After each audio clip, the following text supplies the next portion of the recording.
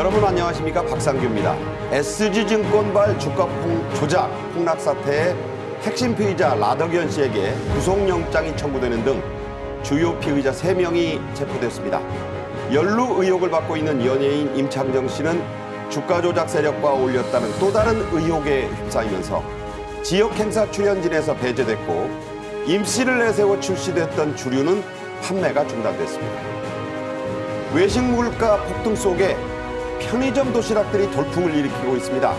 김혜자, 백종원 도시락에 이어 젊은 층을 겨냥한 주현영 도시락까지 경쟁에 가세하면서 마케팅 전쟁이 불붙고 있습니다. 박지훈 변호사, 배종찬 인사이트 K 연구소장과 함께하겠습니다. 어서 오십시오. 안녕하십니까? 안녕하십니까? 오늘의 첫 주제입니다. 검찰이 라더견 호환 대표에게 구속영장을 청구했습니다. SG, 즉 소시에테 제네랄 증권발 주가 폭락 사태가 난 지 2주 만인데요. 관련된 핵심 피의자 2명도 잇따라 체포됐습니다. 먼저 주제 영상으로 만나보시겠습니다.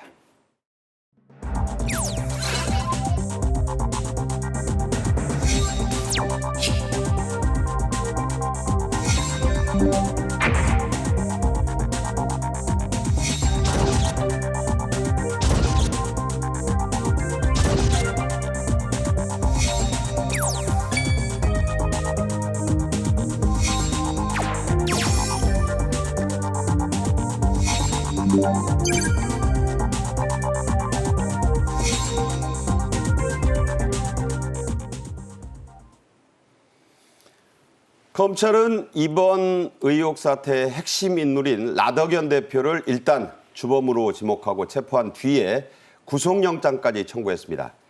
시세 조종은 없었다는 라 대표의 해명을 검찰이 받아들이지 않은 거죠? 그렇습니다. 우리가 시세 조정, 주가 조작이라고 표현할 수 있는데요. 예전에는 이런 걸 증권거래법에서 규정을 했는데 지금은 자본시장법, 선물이나 다른 것도 많기 때문에 자본시장법에서 규율을 하고 있습니다. 특히 주식시장 이런 데는 공정하게 돌아가는데 누가 외부에 개입을 해서 주가를 부풀리거나 시세가 조정되는 상황, 네. 어떤 행위들을 했을 때 처벌할 수 있어요. 그 내용 중에 지금 라더견 대표가 지금 의심을 받는 부분이 통정거래라고 하죠. 본인이 2개 다 갖고 있으면서 사고 팔고 하면서 가격을 올리는 거. 네. 두 번째는 1인 매매라고 합니다. 그냥 내가 다 팔고 사고 할 수 있도록 고객한테 모든 걸 받아서 네. 무허가 1인 매매했던 이 부분이 지금 자본시장법 위반 혐의로 지금 영장이 청구된 상황이고, 이거 말고도 세금을 포탈하기 위해서 이 범죄 수익이나 은닉했던 부분, 범죄 수익 은닉법도 지금 혐의가 돼서 이 2가지 혐의로 구속영장이 청구된 상황입니다. 네.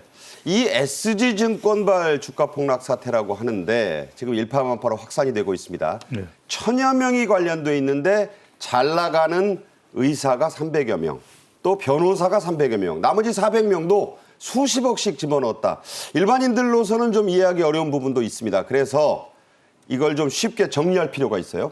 그렇습니다. 이게 상당히 고위험 상품입니다. 고위험 상품이고 그것을 포착하기가 매우 어려운 이른바 우리가 CFG라고 하는 부분인데 이 부분에 이따가 조금 더 쉽게 설명을 드려야 될 것 같고요. 일단 주가 조작 의혹을 받는 것이 이제 8개 종목입니다. 네. 이 8개 종목이 사실은 나중에 알아차렸지만 중간중간에도 표가 났어요. 지난 3년간 이 정권가에서는 계속해서 매수 의견이 올라왔다는 거예요. 그러니까요. 그런데 잠깐 생각해 보십시오. 우리가 주식을 조금만 아는 주린이들도 계속 매수 의견이 올라온다는 건 말이 안 되죠. 그렇죠. 그런데 그래프 차트상으로 보면은 일봉이든 연봉이든 월봉이든 계속 우상향을 하고 있어요. 이것 자체도 의심스러운 데다가 이 특징이 소시에테 제네랄발 이 주가 조작이 이전에 다른 주가 조작과 다른 점이 있어요. 아하. 눈치채기가 어렵다는 거예요. 다단계로 작동이 되는 겁니다. 그럼 이게 홍보하는 가입을 권유하는 곳이 헬스장, 마라탕, 네. 골프장 이게 알 수가 없어요. 어디가 거점인지. 그런 상황이고 또 하나는 자금이 또 세탁이 됩니다. 자금이 세탁이 되기 때문에 어디로부터 출처가 나왔는지 이걸 FIU가 잡기도 쉽지 않아요. 네. 또 하나는 뭐냐면은 이게 장기입니다. 우리가 왜냐면 발각이 되는 것이 당황스럽게 하는 순간 단기의 경우에 발각이 되는데 이거는 장기에 조금씩 차근차근 이런 쪽으로 진행이 됐기 때문에 알아차리기도 매우 어려웠다라는 거죠. 그러니까 매우 치밀하게 장기간에 걸쳐서 다양한 루트로 올렸기 때문에 그야말로 이 포착이 되기 어려운 그런 그 범죄였다 이런 말씀이 됩니다.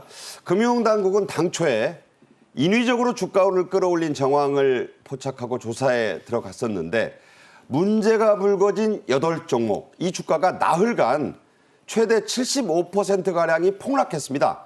시가총액 무려 8조 원이 순식간에 사라진 거예요. 그렇죠. 오르는 거는 몇 년에 걸쳐 가지고 계획이 된 것 같습니다. 그러다 보니까 금융이나 뭐 금융감독원이나 이 금융당국에서 파악을 할 수 없었는데 그럼에도 불구하고 좀 변호사님 좀 설명한 것처럼 뭔가 이상하다고 계속 보고가 나왔고 금융당국에서 뭔가 이상하다고 파악하고 조사가 들어갔을 때는 이미 늦은 거고요. 결국 문제가 생겼다고 되니까 시장에서 결국은 돈이 빠져나간 거거든요. 예. 사실은 주가 폭락이 되는 바람에 4일 만에 8조가 떨어져 버렸습니다. 그러니까요. 그냥 다 빠졌다고 보면 됩니다. 뭐 그냥 90% 빠질 정도로 시가총액의 8조가 빠졌기 때문에 이제 사실 그 수익 본 사람은 어떻게 보면 문제될 게 없는데 그 전에 빠졌던 사람들 그 뒤에 들어가지고 지금 피해 보는 사람들 이른바 개미라고 하는 사람들 그러니까요. 그런 사람들이 큰 피해를 지금 입게 된 그런 상황입니다. 그러니까 작전을 한 사람들끼리 눈치 보다가 누가 던지니까 뭐 다 압사사태 나간 나듯이 겁니다. 마구 집어 던졌는데 예.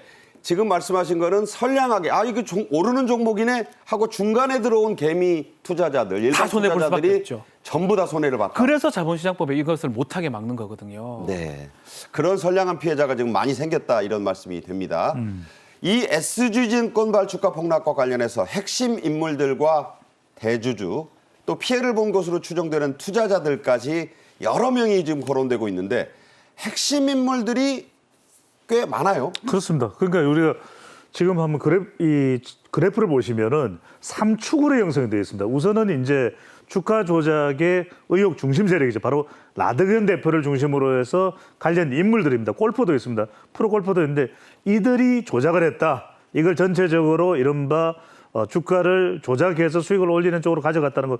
여기에 대해 이제 투자를 한 세력입니다. 근데 이 투자를 한 쪽도 크게 두 개로 나눠서 대주주 그리고 이제 일반 투자자도 나눕니다. 그러니까 회사가 중심이 되는 대주주들은 바로 이제 다음 키움증권의 김익래 회장이죠. 상당히 의혹도 사실은 받고 있어요. 그러니까 지금 서로 쌍고소를 하고 서로 비난을 하고 있는 그런 상황이기도 하고 말 그대로 널리 알려져 있는 것은 임창정을 비롯해서 가수 임창정을 비롯해서 이중명 아난티 회장 이런 인물들 이른바 개인적으로 투자를 했다가 피해를 봤다고 하는 이른바 좀 고액 자산가 이 투자가들 네. 이렇게 이제 구성이 돼 있다고 봐야 되겠죠. 네. 자, 이 사태를 조금 더 깊이 들어가 보자면요. 검찰은 라더견 대표를 포함해서 아까 말씀드린 대로 핵심 인물 2명도 잇따라 체포했습니다. 자, 이 두 사람 왜 중요한가? 이 박준 변호사님. 네. 그러니까 한 사람은 연예계 쪽을 맡았고 맞습니다. 한쪽은 의사들을 맡았다는 거 아니에요? 결국은 이 주가 조작을 직접 하는 사람들이 이 사람들인 거예요. 네. 돈은 이제 좀 전에 말했던 것처럼 뭐 투자자들한테 얻어내는데 투자 모집을 해야 되는데 안모 씨라는 사람은 이제 골프 운영을 하면서 연예계의 사람들을 돈을 이제 모았었고요. 변모 씨라는 사람들은 의료계, 의사 등 좀 전문직 사람들 투자를 모았다는 겁니다. 이 두 사람이 돈을 모아오면 그 모은 돈으로 통정 거래라든지 네. 통정 매매라든지 뭐 그런 것들을 했기 때문에 돈이 있어야 이런 걸 할 수 있고요. 그렇죠. 이것들을 직접 한 사람이 세 사람이 되고 이 세 사람이 지금 구속영장이 청구되고 또 2명은 체포가 된 그런 상황입니다. 네. 자, 이 합수팀이 구성이 돼서 전직 프로골퍼도 이 골프 아카데미 하는 사람. 그러니까 네. 임창정 씨도 저 루트를 탄 건가요? 아마도 그럴 것 같습니다. 그 사람이 연예인들하고 상당히 많이 알고요. 또 연예인들 중에 골프를 좋아하거나 또 골프장에 많이 가는 사람들하고 연결이 됐었고 얘기를 하다 보니까 이제 어떤 투자처가 있다. 돈을 많이 번다라고 해서 한 명이 하게 되면 다 따라가게 마련이에요. 네, 네. 돈 번다면 다 사람들이 기가 솔깃하기 때문에 그러다 보니까 많은 연예인들이 그런 제안을 받고 또 뿌리친 사람도 있지만 많은 사람들이 지금 피해자 내지 또 가해자가 되는 그런 상황까지 간 것 같습니다. 네. 이 라더견 씨 일당이 골프장 건설을 지방에 추진했던 것도 확인이 됐습니다. 장소는 전라남도 신안군의 외딴 섬입니다. 이 드라마 같은 얘기인데 신안군수와 버젓이 투자 협약까지 맺었고 돈 세탁이 목적이 아니었냐. 그렇죠. 자, 이게 뭐 어디 많이 보는 드라마 장면 같아요. 맞습니다. 그렇게 보는 거죠. 그러니까 이제 일종의 이런 고위험 투자의 경우에는 돈 세탁이 절실히 필요합니다. 그렇기 때문에 이제 이른바 우리가 CFD라고 하는 자해 결제 거래의 굉장히 복잡한 시스템이거든요. 그러니까 FIU든 금융기관에서 단속을 하기가 어려웠던 것도 바로 이런 이유입니다. 그러니까 라드겐 일당이 섬 통째로 아예 사들여 버리는 거예요. 네. 그래서 이걸 골프장으로 추진한다 보니까 상당히 많은 거금이 투입될 수밖에 없는. 아니 지자체로서는 투자 유치를 받는 것이기 때문에 또 이게 문제가 없다면 못 받을 이유도 어찌 보면 없습니다. 신안군수도 피해자일 수 있어요. 피해자죠 사실은. 네. 그래서 골프장 건설을 추진을 했고 신안 군수와 이제 리조트 개발 협약까지도 체결을 한 거죠. 그러니까 이게 상당히 이게 복잡하게 얽혀 있는 기법인데 그렇기 때문에 무서운 거예요. 왜냐하면 일반인들은 이게 계속해서 주가가 올라가는 그래 뭔가 있겠지. 나도 들어가야 될 것 같아. 근데 핵심적인 건 뭐냐면 이 이른바 대성홀딩스나 또는 삼천리 같은 이런 종목들이 보면은 사실 수급량이 많잖아요. 거래량이 많지 않기 때문에 그렇죠. 더 이것이 이 주가 조작을 할 경우에 더 변동률을 높일 수 있는 것이고 그렇기 때문에 고약한 거예요. 일반인들은 그래? 아니 해외 증권사에서 해외 투자자들도 투자를 해. 이게 해외 증권사하고도 결탁을 하거든요. 네. 소시에타 제너럴 같은 경우에는 이러면 일반인들은 더 할 수가 없습니다. 해외 투자자니까 이게 조작이라고 생각하겠어요. 그래 들어가 봐. 내가 돈 버는 거야? 이랬을 가능성이 매우 높다는 거죠. 그러니까 그림 같은 신안군의 섬을 산다. 뭐 사진 동영상 보여줬을 거고 군수가 실제 군수와 뭐 협약도 맺었다. 이런 동영상을 막 뿌렸을 거 아니에요. 그러니까요. 이러면 네. 믿게 되거든요. 네. 참 대단한 수법이다 이런 생각이 듭니다. 사실 이들의 주가 조작 매매 방식도 화제가 됐어요. 투자자들의 휴대전화 이게 이제 한두 대도 아니에요. 이걸로 시세를 조정했다. 그렇죠. 네. 만약에 뭐 정상적으로 돈을 모집을 해가지고 신고를 하고 투자를 했는데 돈을 잘 벌었다. 그러면 문제가 없습니다.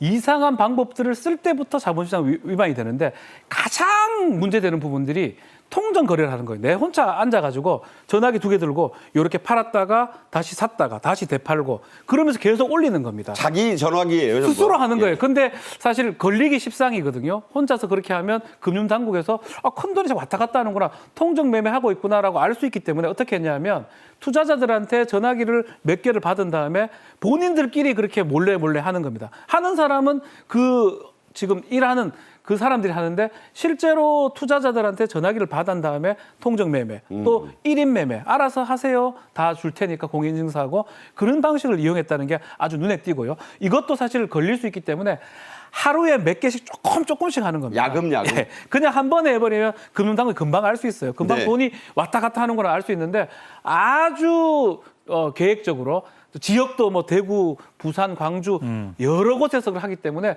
금융당국은 절대 알 수가 없고요. 결국은 그런 식으로 돈을 올린 다음에 이들이 확보한 금액이 한 1,000여 명 투자자한테 2조 정도를 받았다고 하거든요. 네. 또 이것을 돌려주는 방식은 우리가 폰지라고 하죠. 폰지 사기. 폰지 사기. 이걸 받은 다음에 뭔가 수익을 난 것처럼 사실 안 난다 하더라도 뒤에 받은 돈으로 앞에 사람들한테 수익을 나눠주는 방식으로 했기 때문에 아마 피해자들은 전혀 눈치를 못 챘지 않을까. 피해자도 눈치를 못 챘지만 금융당국도 전혀 눈치를 못 챘던 그런 아주 계획적이고 치밀한 방식이었던 것입니다. 네. 올라간다고 하는 이 8개 종목에 투자한 일반 투자자들 아마 이런 일이 벌어지고 있는 줄은 꿈에도 몰랐을 겁니다. 한편 검찰은 주가 폭락 사태 직전에 보유 주식을 팔아서 대량으로 매도해서 수익을 낸 김익래 전 다우키움그룹 회장과 김영민 서울도시가스 회장 등 이 대주주들에 대해서도 수사를 하겠다. 그 검토를 지금 하고 있어요. 그렇습니다. 이것도 상당히 의혹이 있어요. 왜 그러냐면 아무리 우연의 일치일까 이 생각을 계속 할 수밖에 없는 것이거든요. 그래서 이제 라더견 대표도 김익래 전 회장의 이 가담이 있었다. 뭐 이런 이야기를 계속 해왔던 것이거든요. 책임이 있다는 이야기를 해서. 그래서 지금 회장직도 내놨습니다. 다음 키움그룹 회장이었는데 이제 전 회장이 됐는데 이게 왜냐하면 우리 시청자분들께 한번 들어보십시오. 주가 폭락 2거래일 전에 이런 경우가 참 어려운 거예요. 2거래일 전에 605억 원어치나 매도를 해서 수익을 올렸거든요. 그러니까 이게 대해서 의혹을 제기하니까 다음 키움 측에서는 어떻게 답변을 하냐면 정여세 재원 마련 위해서였고요. 주가 폭락과는 무관합니다. 또 친인척들도 며칠 있다 또 팔았어요. 그러니까요. 그래서 네. 이제 김영민 서울가스 회장도 주식 457억 원어치를 매도를 했습니다. 이게 대량 매도예요. 네. 근데 서울가스 측에서는 어떻게 해명하냐면 이게 세력 연관과 관련된 그 주가 조작과 관련된 의혹이냐 사실 무근입니다. 네. 근데 이게 참 이게 확인할 길이 없어요. 근데 어떤 정보가 있었는지에 대해서 이걸 바라보는 주식 일반 투자자들은 의혹을 가지게끔 의심을 살 수밖에는 없다라는 겁니다. 네. 자, 다음에 이 한 그룹 얘기를 또 하지 않을 수 없는데 지난번에 이 연예인 가수 겸 배우 임창정 씨가 30억 원 가량의 피해를 본 나는 순수한 피해자다 이런 주장을 했었지 않습니까? 그런데 또 이 추정이 되는 투자자, 피해를 받거나 추정되는 그 피해 투자자들이 있습니다. 네네. 이중명 전 아난티그룹 회장, 윤성태 휴온스그룹 회장. 자, 이 사람들은 어떻게 피해를 봤다는 건가요? 네. 자, 임창정 씨도 이제 문제가 되지만 임창정 씨는 본인 주장에 따르면 30억 원 정도 피해를 봤다라고 하고 있고요. 이중명 회장 같은 경우도 아들을 통해서 지금 만나긴 만났는데 아들의 얘기에 따르면 이 부친의 자산이 모두 잃고 지금 사실 더 나오지 않고 있다 이렇게 얘기를 하고 있고 윤성태 휴원스 그룹 회장도 자신은 투자는 하긴 했는데 일정 부분 회수했다라고 얘기를 하고 있는 그런 상황입니다. 네. 자, 이 가운데서 지금 일반인들은 임창정 씨 이름이 자꾸 나오니까 임창정 씨에 대한 관심이 높습니다.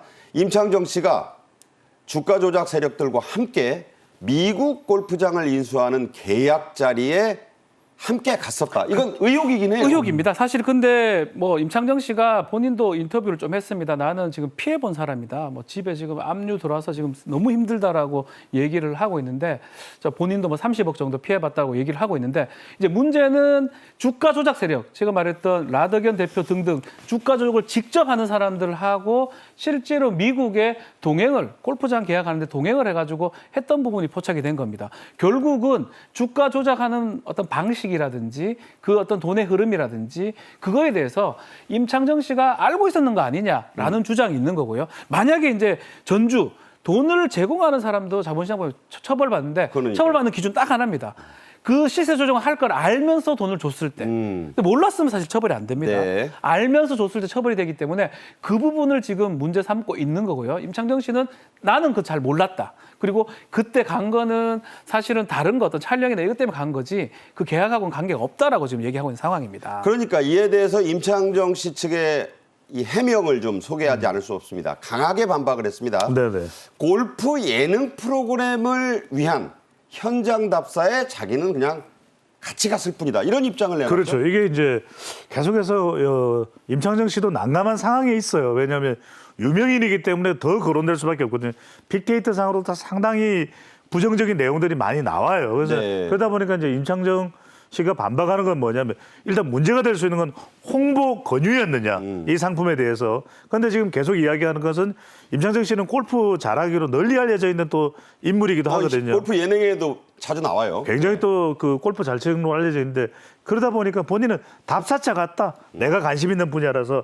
그래서 이 라더견 골프장 계약 동행 아니다. 촬영 답사차 간 것이고 주가 조작 세력과 미 골프장 계약 자리 동행 주장이 나오는데 이건 왜곡이다. 그래서 지금 일부 이제 유튜브들이 관련해서 이제 이야기를 하니까 임창정 씨가 이거 고소하겠다라고도 나오는 그런 상황인 거죠. 좀 정확하게 좀 말씀을 드리면 결국은 돈을 제공하는 자들도 문제가 되는 경우는 시세 조정을 하는 걸 알면서 또 알 수 있으면서 충분히 줬을 때 문제가 되는데 사실은 지금 라더견 일당들이 했던 이 방식 자체가 그렇게 쉽게 파악할 수는 없었을 수도 있을 것 같습니다. 그러니까요. 예컨대 아주 점진적으로 아주 오랫동안 주가를 부양했던 방식이거든요. 그렇기 때문에 임창정 씨가 지금 당장 문제가 된다고 보기는 어렵고 또 이렇게 뭐 촬영하는데 아니면 같이 껴서 계약하는데 같이 껴서 갔다고 해가지고 이게 자본시장 위반으로 연결되지는 않을 것 같습니다. 좀 더 만약에 시세 조정 행위라든지 통정 매매 행위라든지 그것을 정확하게 인지하면서도 불구하고 본인이 투자됐고 타인들한테 권유를 했다면 네. 그때쯤은 이제 문제될 수 있지만 지금 단계에서는 뭐 이렇게 한 걸로는 이렇게 문제 삼기는 아직 어렵지 않나 이런 생각이 듭니다. 네, 뭐 이게 이제 본인의 해명도 있고 그러니까 이런 식으로 자꾸 의혹이 일어나니까 이게 연예인이라는 것도 이미지가 매우 중요한 건데 경상북도 경주시가 주최하는 2023 뭐 행사가 있어요. 그 지역 행사 출연진 원래 가기로 했었는데 예. 자꾸 이렇게 문제가 일으니까 이제 안 오셨으면 좋겠다. 출연진 변경을 하고 임시를 배제했다는 소식이 들어왔네요. 그러니까 연예인의 타격은요.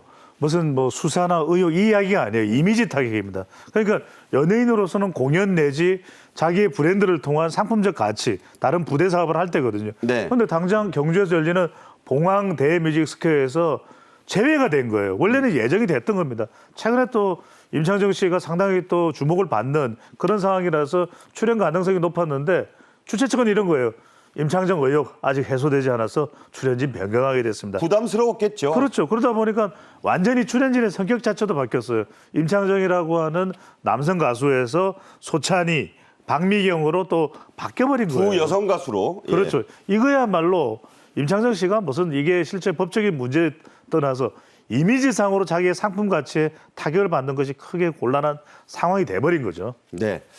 한편 임창정 씨 의혹이 이렇게 확산이 되자 편의점 세븐일레븐에도 불똥이 튀었습니다. 바로 임창정 씨와 손을 잡고 내놓았던 출시했던 소주 한 잔이라는 그 상품 때문인데 세븐일레븐 측은 남아있는 재고까지만 일단 팔고 판매를 멈추겠다 이런 거죠. 그러니까요. 이 소주 한 잔이 임창정 씨의 노래 제목입니다. 그리고 매우 인기가 있어요. 네네. 그러다 보니까 다른 가수들이 커버를 할 정도로 널리 알려져 있는 곡인데 직격탄을 맞았습니다. 그러니까 이제 이 제품을 만들어서 팔아오던 개인 이 브랜드, 유명인 브랜드, 연예인 아이템 상품인데 있는 물량까지만 그냥 생산된 것까지만 팔고 중단하겠다.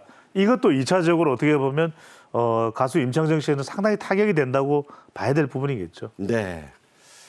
한편 지난번에 이 연예인 노홍철 씨 얘기가 나왔었는데 노 씨는 이거 이상해서 거절했다 이런 보도를 저희가 전해드렸거든요.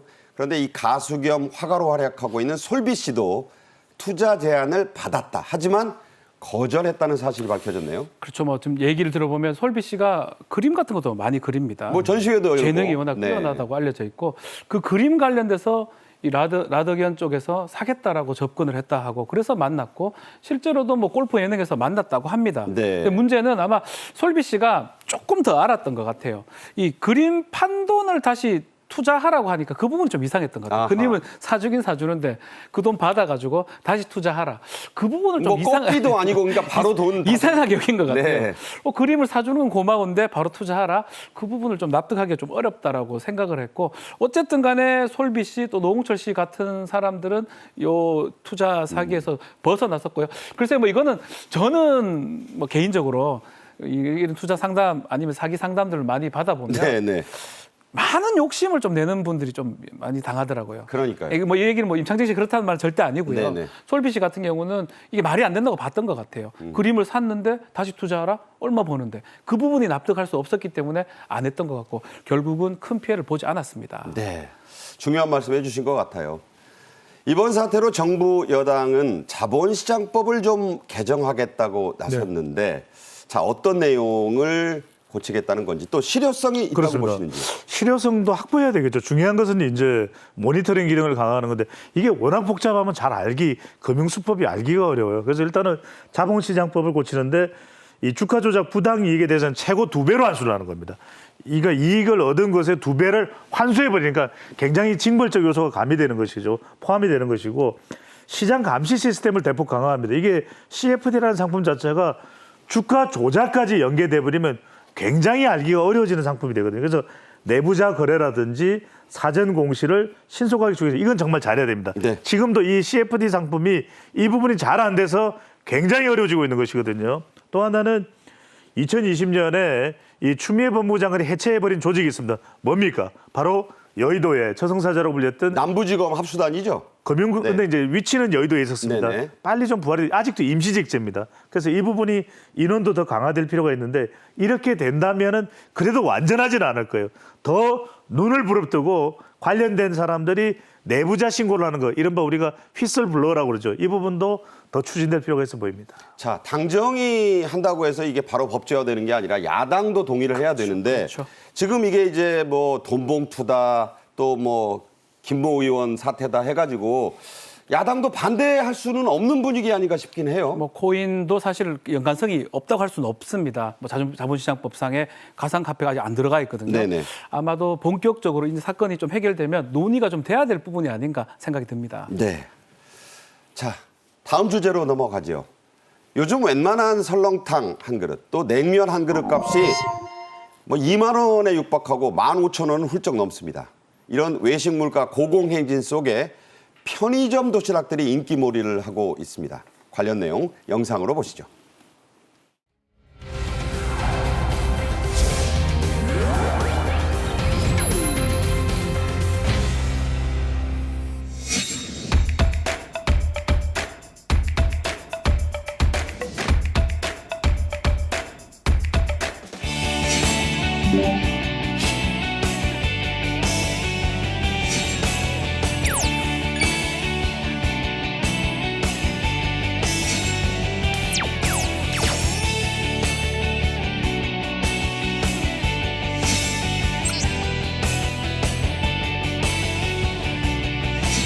맛있어서 죽는다고. 둘이 먹다 둘이 죽어도 모르는 맛.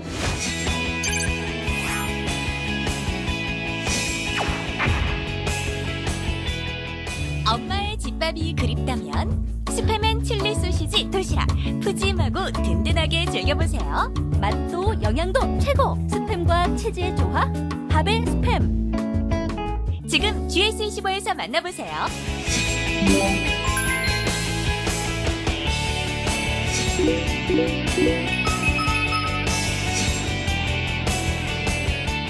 비빔밥. 통계청은 5월 8일 발표에서 4월의 소비자 물가 상승률은 3%대로 떨어졌다. 이렇게 밝혔네요. 그렇습니다. 물가 좀 떨어졌습니다. 4월 소비자 물가 지수가 3.7%로 14개월 만에 하락을 했습니다. 네. 실제 이제 미국도 발표된 4월에 소비자 물가 지수를 보면 조금 떨어지긴 했는데 이제 상승률이 좀 줄어들었죠. 예. 그래서 이 미국 연준에도 뭐 태도가 좀 변할 것이다 이런 이야기도 나오고 있는데 일단 소비자 물가 상승률이 3달 동안 1.5%포인트 하락했습니다. 그만큼 이제 경기 둔화된 이유도 있을 텐데 작년 7월이 정점이었고 지금은 작년과 비교해 볼 때는 소비자 물가가 그래도 주춤 좀 내려온 그런 상태라고 볼 수가 있겠죠. 네. 그래서 이 추경호 경제부총리가 지난 4일 ADB 연차총회, 이거 인천 송도에서 열렸잖아요. 네. 그때 기자간담회에서 물가 안정에 모든 정책적인 역량을 집중시키겠지만 아직은 경기를 띄우는, 즉 경기 부양으로 전환할 때는 아니다고 했습니다. 이게 그렇죠. 외식 물가, 또 전기, 뭐 가스 요금 이 불안을 좀 의식했다고 봐야겠죠? 그렇죠. 가장 큰 게 아직까지 전기요금이나 이게 현실화되진 건 아니지만 뭐 당장에서 논의를 하고 있다 하지만 오를 게 지금 거의 확실하거든요. 거기에다가 외식 물가까지 오르기 때문에 경기를 바로 부양하기에는 부담스럽고 물가를 잡는 게 3%대라고 하지만 더 잡지 않으면 또 올라갈 수 있다고 아마 판단을 하는 것 같습니다. 그러다 보니까 부양보다는 물가 안정이나 경기 그쪽을 생각하다 보면 결국은 금액이나 이런 것들을 좀 낮추는데 기재부에서 더 포인트를 맞추고 있는 것 같습니다. 그러니까 이제 전기료도 지금 뭐 두 자릿수냐, 뭐 7원이냐 얘기 나오는데 어쨌든 여름 앞두고 이제 올려야 되니까. 올릴 수밖에 없는 상황이죠. 그럼 네. 물가 같이 올라가는 거니까요. 그러니까 이 소비자 물가의 불안 요인은 여전하다 이런 얘기가 됩니다. 특히요, 이 먹을거리, 특히 외식 물가는 여전히 고공행진을 이어가고 있는 그런 상황이죠. 그렇습니다. 그럴 수밖에 없는 것이 뭐 밀이나 원재료가 계속 가격이 올라가고 있죠. 게다가 이제 뭐 팜유, 국제 곡물 가격조차도 계속 우리 수입할 수밖에 없는 그런 상황이고요. 실제로 외식 물가 상승률이 무려 7.6%포인트나 됩니다. 31년 만에 전체 물가 평균과의 최대 차이가 벌어졌다. 그러니까 우리가 외식 물가만 아주 많이 올라갑니다. 더 네. 올라갑니다. 더 올라갈 수밖에 없고요. 그리고 라면, 또 햄버거, 피자 등 먹거리 물가 상승률이 10% 이상. 이게 이제 우리가 사실상 주식까지는 아니더라도 네. 라면이면 사실 주식에 가까운 정도, 햄버거면, 피자면 지금 그런 상황이거든요. 그러다 보니까 다른 어떤 경우보다도 지금 물가 상승률이 더 높아지고 있는 상황이라고 봐야 되겠죠. 자, 이 외식 물가는요, 당장 점심 먹으러 나가고, 뭐 저녁 먹고, 간식 먹고 다 이 밀접한 관련이 있습니다. 직장인들, 학생들. 식당으로 가자니 대단히 부담스러운 상황이어서 이 마트에 있는 즉석식품 코너 또 편의점에 도시락으로 그렇죠. 몰린다고요? 뭐두 가지 같아요. 너무 비싸진 것도 비싸진 거지만 뭐 2명, 3명 먹으면 뭐 우리 문화가 더치페이 이거보다는 누가 내기도 하고 그렇죠, 뭐. 그러면 비용이 상당히 듭니다. 그러다 보니까 혼밥을 하는 경우가 많이 생기고 그냥 혼자 먹고 좀 빨리 먹고 좀 저렴하게 먹고 네네. 뭐 그러다 보니까 편의점에서 식사하는 경우가 많이 있고요. 그리고 혼자 먹는데 편의점에서 그걸 알고 편의점에 식사 자리 같은 걸 만들어 놓습니다. 가보면 공간이 꽤 공간이 있더라고요. 있어요. 그래서 네. 사실은 저도 꽤 많이 먹는 편인데 가보면 여러 명이 같이 먹습니다. 그 자리에 앉아가지고 편의점 도시락이라든지 이런 것들을 팔고 있고 뭐 편의점 입장에서는 편의점 도시락 팔면서 자리 제공하고 점포가 많이 늘었습니다. 네네. 그리고 많이 이제 즉석식품이라든지 도시락이 지금 인기가 있는 상황입니다. 자막에도 저희가 나왔지만 이제 합성어인데 런치플레이션. 그러니까 점심이 인플레이션이다. 너무 비싸졌다는 거죠. 실감하십니까? 너무 비싼 게 네. 저도 이제 뭐 법무법인에서 일을 하지만 저희 회사에 같은 직원들끼리 한 대여섯 명 나가면 금액이 상상을 초월합니다. 10만 원 이상 다 10만 나옵니다. 네. 그래서 이게 사실은 그렇다고 또 같이 먹던 사람이 집행하자고 하기도 그렇고 그렇죠. 좀 애매하거든요. 그러다 보면 그냥 심리적으로 이건 내가 혼자 그냥 슬쩍 편의점에서 먹고 갈까? 그러면 한 5, 6천 원이면 되는데 이런 생각 글쎄. 합니다. 그러니까 런치플레이션을 많이 느끼게 마련입니다. 네. 그래서 오늘의 주제인 이 편의점 도시락. 이 살펴보신 분들, 저도 몇 번 먹었습니다. 근데 정말 다양하다. 또 네네. 메뉴가 풍성하더군요. 그럼요. 저만큼 또 편의점 도시락 좋아하고 저는 또 편의점 도시락뿐만 아니라 도시락을 전문으로 또 판매하는 또 식당이 있거든요. 네. 뭐 브랜드가 있습니다. 저는 그것도 엄청 먹습니다. 근데 이제 저 같은 경우에는 과연 어떤 상태인가 뭐 이것저것 다 먹어보는데 이게 쌀, 밥 맛있을까? 찰져요. 찰지다. 그러다가 이제 또 달걀 이 음식이 나오는데 이거 맛있을까? 에이, 아닐 거야. 딱딱할 거야. 반숙 달걀이 예술이다는 말이 있어요. 맛있어요. 네네. 그러다 보니까 이 소문난 가성비 또 맛집된 편의점 도시락인데 이게 어느 편의점을 가더라도 그 브랜드 도시락들이 이제 편의점 도시락들이 나오거든요. 그러다 보니까 문 열면 바로 뛰어 들어갑니다. 저 내가 먹어야지 이러면서 오픈런도 있고. 근데 저게 금방 사라진대요. 그렇죠. 인기 코너는. 저 같은 경우에 어떻게 하냐면 이게 들어오는 배달되어 오는 시간이 있어요. 거기가 서 있어요, 저는. 네. 서서 내리기도 전에 저거 제 겁니다. 이러면서 바로 집어가게 되죠. 네. 자, 이런 편의점 도시락 흔히 하는 얘기로 그 젊은 애들이나 먹지. 그렇지 않습니다. 중장년층도 많이 사 먹는다. 이 결과를 보니까 네. 이게 최대 고객이 2030이 아니네요. 자, 20대, 30대도 많습니다. 20% 되는데 가장 많은 사람들이 40대 이상입니다. 그러니까. 특히 중장년층이라 하죠. 지금 배종찬 소장님 말씀하셨는데 배종찬 소장님 이제 40대 후반입니다. 저도 40대 네. 후반이고 50대예요. 아, 50대입니까? 네. 40, 50대가 사실은 그런 딜레마에 빠져 있는 것 같아요. 아하. 밥을 같이 사 먹기에는 부담스럽고 뭐 사 먹을 수도 주로 있지만 돈을 또 내야 되는 입장이 될 수도 네. 있고 이러다 보니까 혼자서 먹기도 하고요. 밀키트라고 얘기를 하죠. 자신이 간이로 조리해서 먹는 거. 밀키트도 상당히 많아집니다. 그러니까 사가지고 데우기만 하면 데우면 되는 되는 거. 네. 그러니까 비용도 저렴하고 혼자 먹을 수 있고 또 빨리 해결할 수 있고 이런 장점들이 많다 보니까 지금 가장 애용하는 층이 40대 중년층이라는 게 그게 더 그러니까 놀랍습니다. 40대가 49%, 네. 5, 60대를 합치면 과반수라는 넘어간다는 얘기고 거죠. 20, 30대보다 훨씬 많다는 30대, 21%, 24% 네. 합쳐서 40대만큼도 안 되는 것 안 같아요. 된다는 것 같아요. 네. 그럼 그만큼 40대가 이런 말씀 좀 드리면 좀 그렇지만 집에서 먹기도 조금 부담스럽고 밖에 나와서 먹는데 그렇다면 직장 동료들하고 먹는 것보다는 오히려 혼자서 빨리 먹고 저렴하게 먹고 아니면 그렇게 좀 해서 일하는 거 그래서 저게 좀 더 인기가 있는 것 같습니다. 아니 근데 이 밀키트가 대단한 게 네네. 정말 요리를 못 하시는 분들도 레시피가 다 돼 있고 재료가 딱 만들어져 있거든요. 그러니까 부대찌개 심지어는 찜닭까지도 이 밀키트 가지고서 하면은 너무 맛있죠. 백종원이 돼요. 그러니까 전자레인지만 있으면 돼요. 그러니까요. 네. 모든 사람을 백종원으로 만들어주는 그 마법 바로 밀키트에 담겨 있는 거죠. 네, 뭐 이 밀키트 CF 방송 같은데 그렇지 않습니다. 예. 요즘 특히 인기를 끌고 있는 이 편의점 도시락의 이른바 3대장이 있습니다. 김혜자 씨, 백종원 대표, 그리고 주현영 씨. 이렇게 지금 얘기를 하는데 이게 세대별로도 그렇고요. 네. 그 각 편의점 대표 메뉴가 됐는데 지금 보면 GS25에는 김혜자 씨, 예. CU에는 백종원 씨, 네. 세븐일레븐에는 주현영 씨. 자, 좀 소개해 주시죠. 대표적입니다. 이른바 김백주라고 그러거든요.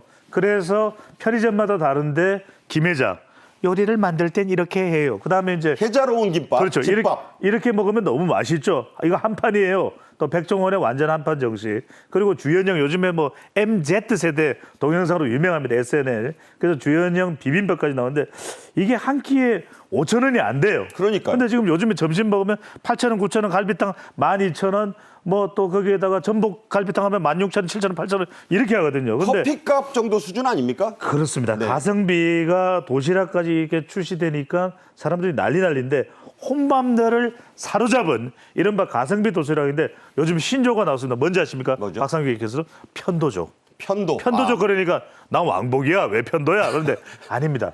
큰일 편의점? 납니다. 편의점 도시락 쪽이 도시락. 편도족입니다. 네. 그러니까 맛도 잡았다. 메뉴도 잡았다.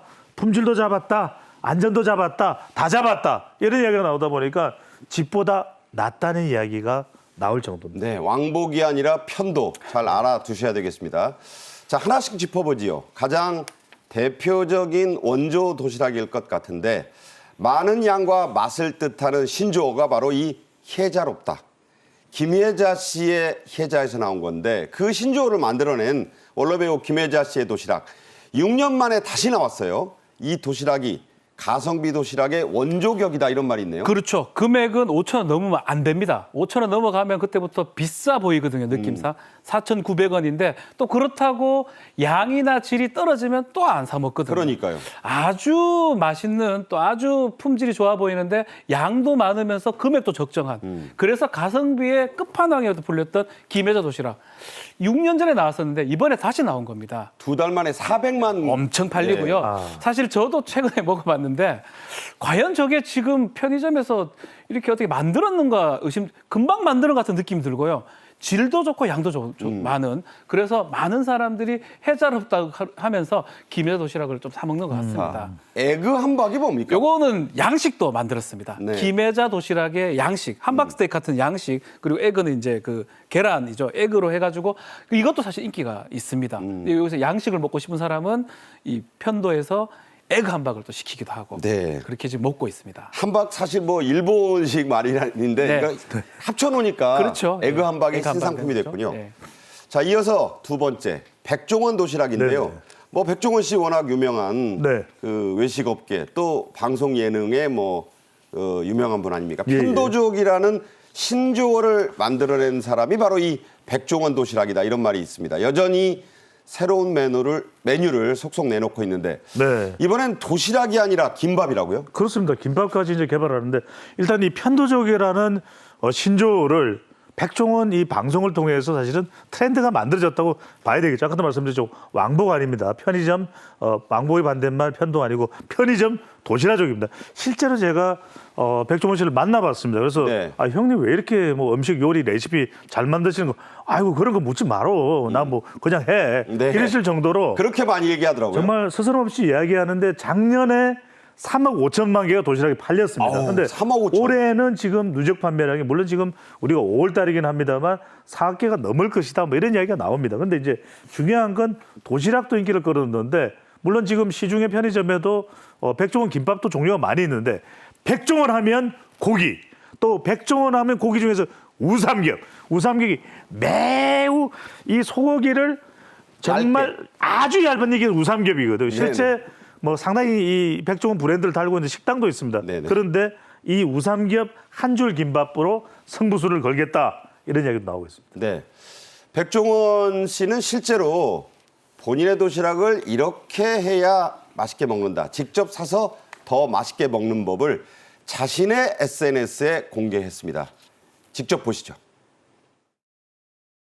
많이 보던 사람인데 이런 거 잘 활용하면 요리가 됩니다.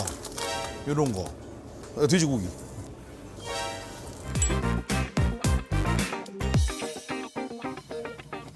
식당 안 가봤는데요? 이러면 안 돼요? 돼지고기 도시락하고 닭갈비 도시락. 요걸 가지고 볶음밥 하는 거 알려드릴게요. 이거 볶음밥 배우면 맛있습니다.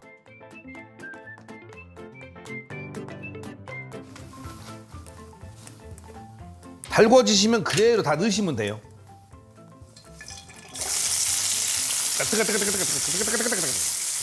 김치까지 다. 그래놓고 사정없이 볶아주시면 돼요. 닭갈비는 다 넣으면 안 됩니다. 자, 보세요. 밥, 닭고기.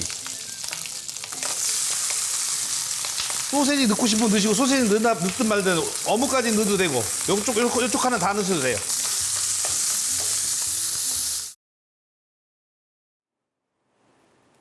네.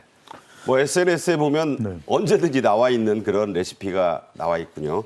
자, 이어 신흥 강자로 떠오르는 건 바로 이 주현영 도시락인데요. 주현영 씨, SNS 숏드라마 스타로 떠올랐고 대박 드라마였던 이상한 변호사 우영우와 지상파 드라마 또 예능 프로그램으로 진출한 신세대 스타입니다. 주현영 도시락은 다양한 종류의 비빔밥 메뉴가 특징이라고요? 뭐 3대로 하면 주현영이 이제 마지막으로 소개를 할 수가 있는데 뭐 주현영이라는 유명한 스타도 있지만 사실은 메뉴를 잘 잡은 것 같습니다. 비빔밥 특징이 뭐냐면 사실은 비빔밥이 이제 많은 나물들을 먹는 거 한국 고유 음식이기도 하고요. 근데 비빔밥을 주현영 비빔밥 도시락은 여러 가지 비빔밥을 종류에 맞게 지금 판매를 하고 있는데 약간 우리 심리적으로 좀 체중이나 이런 데 영양에 좋을 거라고 또 그런 또 심리가 있습니다. 네. 일반적인 음식보다는 비빔밥이 좋을 거다. 그러다 보니까 많은 사람들이 그 자기 입맛에 맞는 비빔밥을 선택할 수 있고요. 이것도 지금 출시 한 달 만에 250만 개가 지금 팔렸다고 대단하네요, 하거든요. 이것도. 전년 대비 70%가 증가를 했다고 하는 거 봤을 때는 많은 사람들이 주연형 도시락을 찾고 있다고 보면 될 것 같습니다. 네. 편의점이 좀 비싸다 이런 말도 이제는 옛말이 된 듯 합니다. 편의점에서도 이른바 가성비 싸움이 시작됐다는 얘기가 나오는데요. 최근 엄청나게 저렴한 가격으로 판매해서 화제가 됐던 상품들입니다. 지난달까지 진행됐던 행사들인데 커피가 한 잔에 200원이면 뭐 이거 뭐 남겠어요? 그렇죠. 근데 이게 뭐 1년 내내 파는 게 아니고 짧은 기간 동안에 이른바 지금 화면으로도 보시지만은 할인율이 엄청 에이 설마 이 가격 아닐 거야. 그런데 일정한 기간에 뭐 일주일이면 일주일, 3일이면 3일이 그냥 한 달이면 한 달 그 기간 동안에면 싸게 파는데 이 홍보 기간, 특판 기간 동안 싸게 팔 수 있는 이유 뭔지 아십니까? 뭐죠? 편의점에서 이걸 다 부담하는 게 아닙니다. 통신사가 있죠. 아하. 그럼 통신사 또 홍보가 되잖아요. 또 카드사가 있습니다. 이렇게 해서 서로 정말 홍보도 하고 특판하는 이런 할인 가격까지 적용을 하는 그것을 통해서 말 그대로 깜짝 놀랄 수 있습니다. 350원 도시락. 그러니까 4,500원 일종의 아니고요. 업계 간의 콜라보레이션이네요. 그렇죠. 네. 콜라보죠. 그다음에 200원 커피가 그래서 나온다는 거죠. 네. 자, 이런 상황 속에서 최근에는 편의점에서만 파는 편의점 전용 상품으로 초저가로 나온 상품들도 늘어나고 있다고 하는데 좀 소개를 해 주시죠. 1,000원짜리 막걸리가 있습니다. 막걸리를 1,000원에 사 먹는 거 10년, 20년 전에도 그렇게 글쎄, 어려웠던 예. 것 같은데요. 1,000원 막걸리에 1+2까지 이제 막걸리를 아주 하나 사면 2개 얹어주나요? 아주 네. 저렴하게 지금 이게 과연 말이 되나 이렇게 얘기하는데 사실 이걸 왜 1,000원으로 팔 수 있냐면 이 업체, 그러니까 뭐 업체 쌀 가공하는 업체하고 같이 협작을 해서 하는 겁니다. 아하. 판로를 또 해주기도 하고 네. 그런 의미에서 1+2 또 1,000원짜리 막걸리 팔기도 하고요. 또 아이스크림도 400원짜리 아이스크림 되게 그러니까. 싼 게 팝니다. 글쎄요. 이게 파는데 이게 진짜 우리 배정선이 얘기했지만 영원히 판다는 게 아니고 어떤 특정 기간에 파는 경우도 있고요. 판로에 도움이 될 때 하는 경우도 있고 뭐 편의점이 이런 데 승부를 걸고 있습니다. 그러니까 약간 믿기 나쁜 나쁘게 뜻이 아니라 뜻이 아니고, 예, 예, 예. 그 어떤 의미에서는 네. 그 기간 동안에 특판한다. 판촉 활동이라고 보면 되는 것 같습니다. 네. 사람들이 요새는 저렴하다면 몰려가니까요. 소비자들이 400원 도시락을 1년 내내 400원짜리 커피 1년 내내 찾으면 안 되죠. 찾죠. 예. 네. 그러다 보니 이 혼술족들도 식당이 아니고 또 술집도 아니고 편의점을 이용해서 술과 안주를 사고 거기 앉아서 먹기도 한다고. 그렇죠. 박성규님께서 요즘에 편의점의 새로운 인사 아세요? 편화, 편화 아세요? 모르겠습니다. 이게 편의점 하이볼입니다. 아, 그러니까 네. 노량진 수산시장이나 가락동 수산시장에서 감성돔 사다가 에이 그럼 뭐 좀 비싼 술 먹는 거 아닙니다. 네. 그 정도의 품격을 갖출 수 있는 게 이게 캔 하이볼을 편의점에서 사요. 그러니까 노량진의 그렇죠. 수섬에다가 깡통으로 된 그 일본 그 하이볼이죠. 하이볼을 만들어서. 그래서 제가 편하라 말씀드렸죠. 네네. 그걸 사고 그다음에 또 편화는 뭐냐? 이 편의점에서 편의점 와인이 1분에 편의점당 2병씩 팔린다 이야기가 나와요. 그 이야기는 뭐냐면 이게 저렴합니다. 그러면서도 값도 싸고 이게 와이너리에서 잘 선택이 된 겁니다. 그러니까 편의점 와인 편화 이러면서 이제 주말에 우리 KTV 다시 보기 하면서 이렇게 와인을 드시는 분들도 생기실 것 같아요. 네. 자, 요즘 1인 가구가 많이 늘었잖아요. 이 1인 가구에 맞춰서 작은 용량으로도 판매를 하니까 대형마트보다 이 편의점에서 장을 보는 사람들도 늘고 있다고 하고 또 그에 맞춰서 편의점들도 한정기간, 아까 말씀하신 초특가 할인 등을 진행하고 있는데 어떻게 그렇죠. 봐야 될까요? 이런 추세. 한참 또 마트가 많이 유행을 했습니다. 마트에서 좀 저렴하게 많이 구매를 하니까 사람들이 글로 갔는데 네. 지금은 불황이 있기도 하고요. 편의점에서 작게 사지만 편의점 알아서 또 할인을 많이 해줍니다. 그러다 네. 보니까 지금은 또 마트보다는 편의점에 많이 좀 몰리는 상황이고 초특가 할인 같은 걸 하다 보니까 결국 많이 매출도 증가됐고 전문가들 얘기에 따르면 결국 불황이 되면 마트 같은 큰 어떤 구매보다는 편의점 같은 작은 데서 구매하는 게 많아지고 또 불황의 대체제 역할을 한다고 하고 있기 때문에 경기가 안 좋으면 안 좋을수록 편의점 매출은 좀 늘어날 것 같습니다. 네. 영리한 유통업계, 똑똑한 소비자들이 만들어내는 새로운 외식 문화가 아닌가 싶은데요. 오늘 두 분과 말씀은 여기까지 듣겠습니다. 박지훈 변호사, 배종찬 인사이트 K 연구소장과 함께했습니다. 잘 들었습니다. 감사합니다. 감사합니다. 오늘 저희 생방송 정책인 이슈가 준비한 소식은 여기까지입니다. 시청해 주신 여러분 감사합니다.